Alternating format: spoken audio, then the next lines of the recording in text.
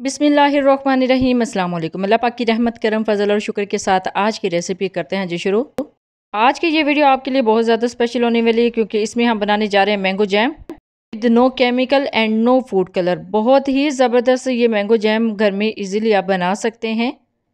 फिर आप इस जैम को बनाने के बाद किस तरह लंबे अरसे तक स्टोर कर सकते हैं यानी सेव कर सकते हैं, ये सारी डिटेल टिप्स आपके साथ शेयर की जाएंगी आज के इस वीडियो में। वीडियो को फुल वॉच कीजिएगा और इसी मेथड से आप भी इजीली घर में बिल्कुल प्रोफेशनल बाजार जैसी मैंगो जैम बना सकते हैं। तो चलते हैं जी तैयारी की तरफ। बिस्मिल्लाहिर्रहमानिर्रहीम। मैंगो जैम बनाने के लिए सबसे पहले मैंने यहाँ पे लिए हैं जी कच्चे आम। अभी गर्मियाँ स्टार्ट हुई हैं और कच्चे आम इजीली मार्केट से मिल जाते हैं। कच्चे आम से हम बनाएंगे मैंगो जैम, तो बनाना बहुत ही आसान है। बिस्मिल्लाहिर्रहमानिर्रहीम। मैंगो को पील ऑफ करेंगे। पील ऑफ करना बहुत ही आसान है और ये जो मैंगो है ना, ये अभी थोड़े से मीठे होंगे, बहुत ज़्यादा खट्टे आपने नहीं लेने क्योंकि जैम आपको पता ना मीठा होता है। तो उसके लिए जो मैंगो हैं, जो कच्चे आम है, उनका टेस्ट भी थोड़ा सा मीठा होना चाहिए। वैसे तो जैम पके आमों से भी बनाई जा सकती है, लेकिन मैंने यहाँ पे लिए हैं जी कच्चे आम। ये कच्चे आमों की जैम है, बहुत ही परफेक्ट बनती है। ये देखिए जी अल्हम्दुलिल्लाह आम जो है वो पील ऑफ हो चुके हैं। अब इनको थोड़ा सा कट करेंगे। अच्छा जी, कटिंग करना बहुत ही आसान है। जब आप इजीली इसको पील ऑफ कर सकते हैं ना, तो कट भी इजीली ये हो जाएगा। लेकिन आपने यहाँ पे कोशिश करें कि इसके पीसेस थोड़े छोटे हों ताकि जल्दी गल जाएं, क्योंकि हमने इनको करना है बॉयल।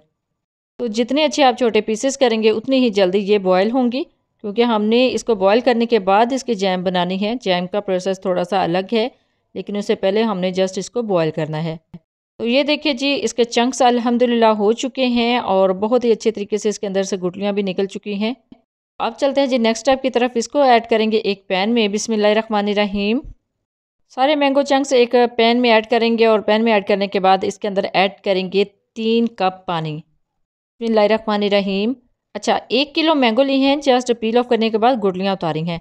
और अब इसके अंदर ऐड करेंगे 2 कप चीनी। बिस्मिल्लाहिर्रहमानिर्रहीम। पानी और चीनी जिन कप्स के साथ मैंने मेजर किया है ना, वो आम टी कप है, नॉर्मल जो घर में आप यूज़ करते हैं उसी कप से मैंने इनको मेजर किया है। अब इसको करना है जी हमने बॉयल जस्ट 15 मिनट के लिए। स्टार्टिंग में जैसे ही फ्लेम को ऑन करना है ना, पहले थोड़ा सा हिलाते रहना है जस्ट 10 सेकंड के लिए, ताकि नीचे जो चीनी है वो मेल्ट हो जाए।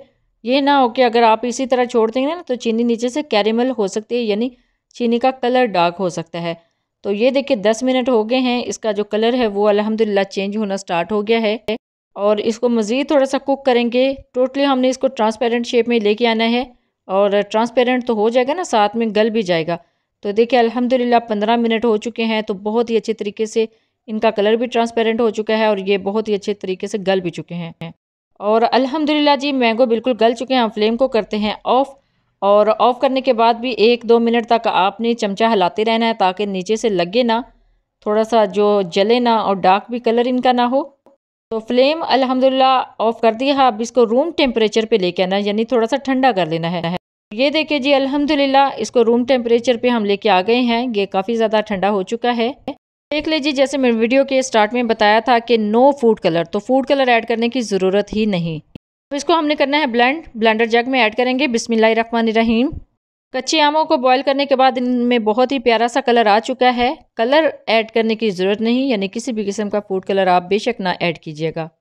इसको करेंगे ब्लेंड। बिस्मिल्लाहिर्रहमानिर्रहीम। 1 से 2 मिनट के लिए अच्छे से इसको ब्लेंड कर लेंगे।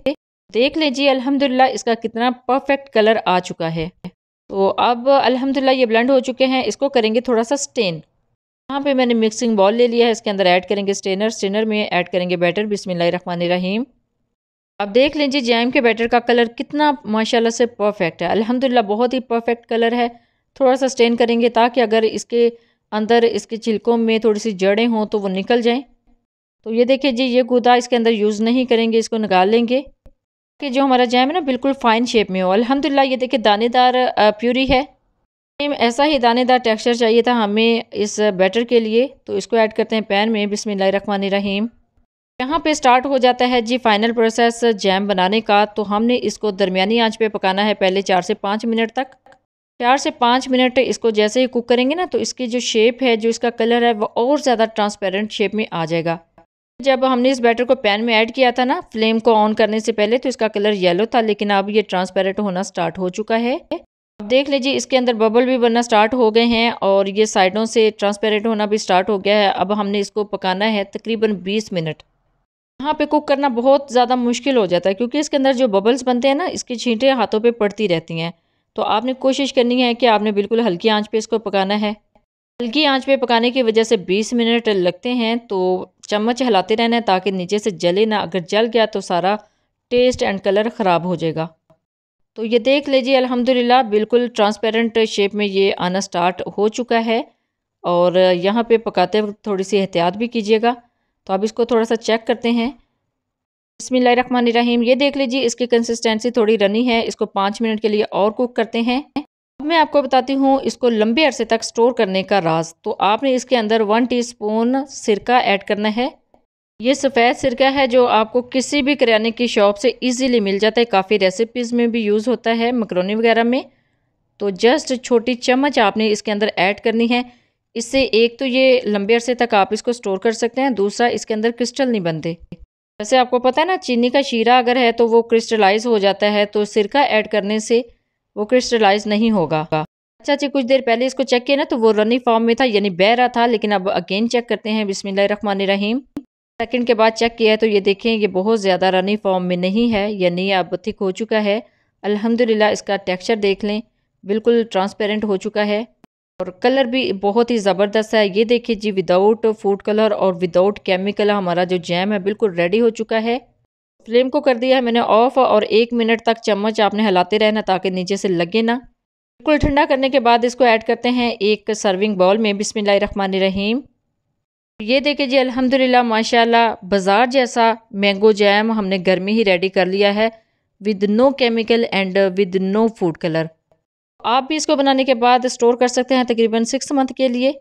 बाज़ार से बहुत ज़्यादा कॉस्टली पड़ता है और आप देख लें कि 1 किलो मैंने मैंगो लिए हैं और उससे काफ़ी ज़्यादा मिकदार में जैम घर में रेडी हो चुका है। अगर इतनी क्वांटिटी में आप लेते हैं बाज़ार से जैम तो बहुत ज़्यादा एक्सपेंसिव पड़ता है। अब हम इसको चेक करेंगे तो ये कम्प्लीटली ठंडा हो चुका है। जैसे ये और ज़्यादा ठंडा होगा ना तो ये बहुत ज़्यादा थोड़ा थिक हो जाएगा। तो अल्हम्दुलिल्लाह जी बहुत ही ज़बरदस्त जैम घर में हमने रेडी कर लिया है। अब इसको लगाने का तरीका भी मैं आपके साथ शेयर करती हूँ कि इजीली आपने इसको ब्रेड के ऊपर लगा लेना है। बिस्मिल्लाहिर्रहमानिर्रहीम। देख लीजिए अल्हम्दुलिल्लाह बहुत ही परफेक्ट जैम बिल्कुल बाज़ार जैसा हमने घर में ही रेडी कर लिया है।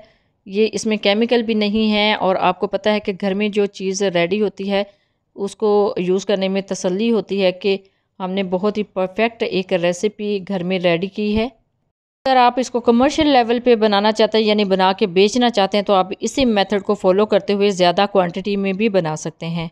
जब भी बनाए अपना फीडबैक ज़रूर दीजिएगा, दुआओं में ज़रूर याद रखिएगा। अल्लाह हाफिज़। Thanks for watching.